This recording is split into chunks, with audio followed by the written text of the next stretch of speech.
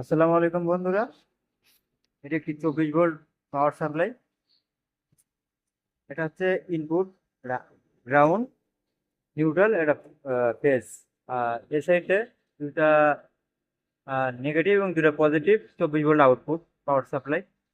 এই পাওয়ার সাপ্লাইটার সমস্যাটা হচ্ছে যে শর্ট হয়ে গেছে।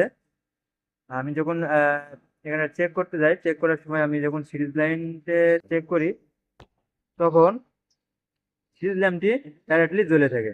দেখেন, আমি সিরিজ লাইন দিলাম, সিরিজ লাইনটি আমার ডাইরেক্ট জ্বলতেছে।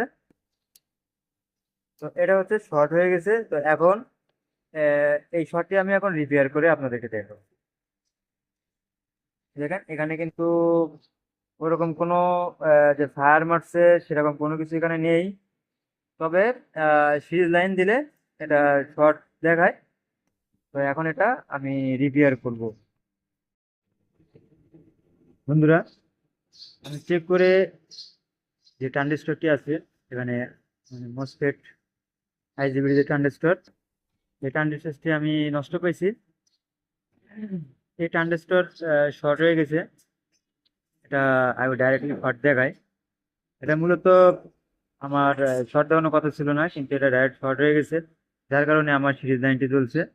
তো আমি এখন এটা যদি আমি এখানে ইনস্টল করি, তাহলে পাওয়ার সাপ্লাইটি সম্পূর্ণ হতো। তো এই পাওয়ার সাপ্লাই, এই যে পাওয়ার সাপ্লাই, এটা দেখেন আমার এখানে ছিল। এটা সোর্স, ড্রেন, এটা গেট। তো এটা আমার এইখানে ছিল।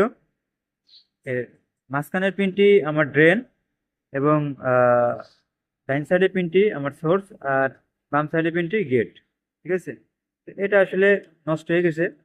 তো নষ্ট হওয়ার পরে এটা এখন রিপেয়ার করব। রিপেয়ার করে তারপরে আপনাদেরকে দেখাবো।